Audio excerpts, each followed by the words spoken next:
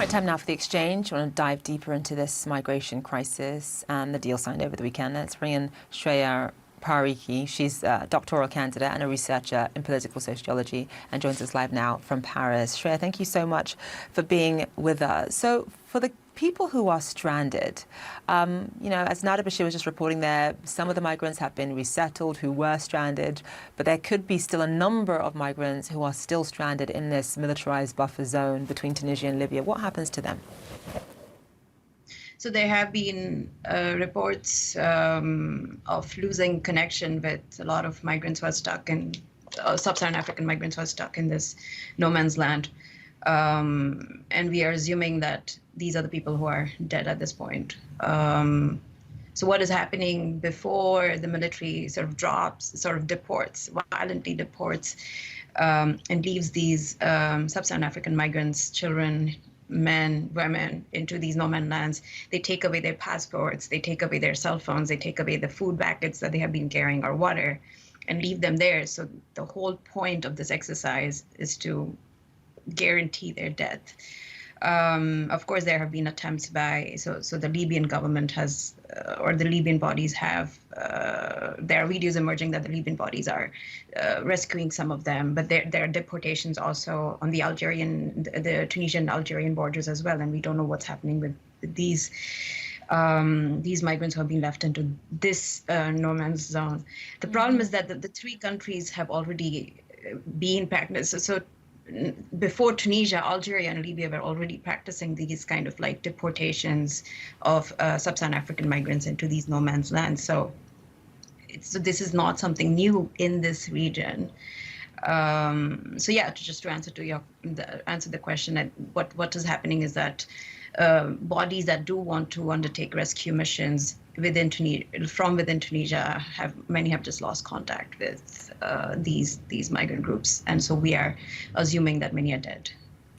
I mean, part of the issue here is, Nada was just saying it in her piece, that there is tension that does exist between members of Tunisian society, Tunisian people, and African migrants who are coming from sub-Saharan Africa. But it is also made worse by the rhetoric from the president, who has fueled this idea of some kind of great replacement theory that African migrants, that black migrants are trying to change the sort of the demographic makeup of Tunisian society, and that's that issue here. That has, of course, fueled much more racism towards these migrants. And if that's the case, where does this go from here? Nada brought up in her piece that even though some migrants have been resettled, this could, of course, happen again. Yeah, I think this is just going to escalate from now. What is happening is that the state is very openly using anti-migrant, anti-black rhetoric and sort of legitimizing the violence that was already present against sub-Saharan African migrants.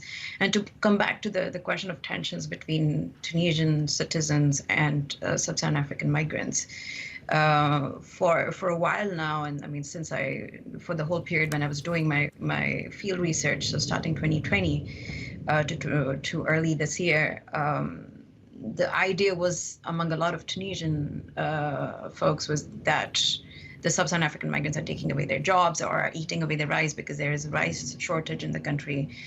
So what is happening is that a lot of economic inequalities or employment inequalities are being interpreted by the Tunisians as being linked to this visible other. Instead of saying like, oh, this is a structural problem, this is a state-linked problem. So instead of thinking in terms of the state, they're thinking in terms of the other. And so what has happened is that the marginalized of the most marginalized, so the Tunisian society is already very marginalized at a global scale. And within this, the margin of the margin is being scapegoated in the end. So what needs to change just in terms of how the international community handles this and how they respond to it? Obviously we know about the EU signing a deal with Tunisia. Amnesty International saying, look, the EU is actually complicit in how migrants are treated in Tunisia. Tunisia is receiving money from the EU, and they are under quite a bit of pressure to ensure that a lot of these migrants do not make it to Europe, don't end up traveling to Europe. Is Amnesty right? Is the EU somewhat complicit in all of this? What should they be doing differently? I think the EU has been complicit for a long time since it put in place the European externalization policies and brought in the European Union borders to Tunisia. So that dates from starting something around 1990s. So what we're seeing is nothing new if you look at this long term. But the fact that I think there's a lot more critique now of the EU, mostly because it is coming in from the far right. It is being supported by the far right and from the Italian state.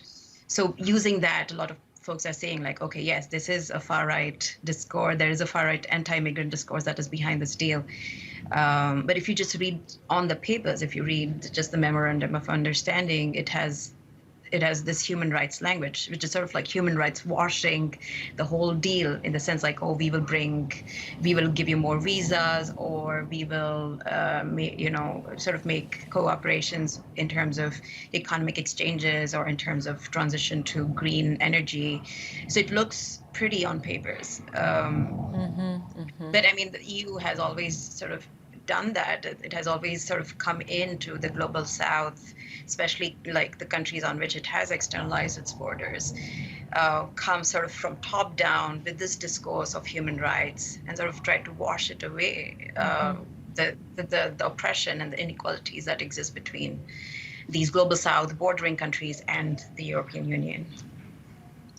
Right, Shreya, Parikh, thank you so much for being with us. Appreciate it.